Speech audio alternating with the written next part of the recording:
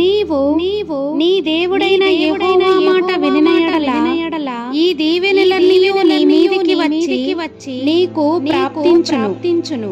నీవు పట్టణములో దీవించబడుదువు, పొలములో దీవింపబడుదువు. నీ గర్భఫలము నీ భూఫలము నీ పశువుల మందలు నీ దుక్కిటెద్దులు నీ గొర్రె మేకల మందలు దీవింపబడును. నీ గంపయు వెండి పిసుకు నీ తొట్టియు దీవింపబడును. నీవు లోపలికి వచ్చినప్పుడు దీవింపబడుదువు, వెలుపలికి వెళ్ళినప్పుడు దీవింపబడుదువు.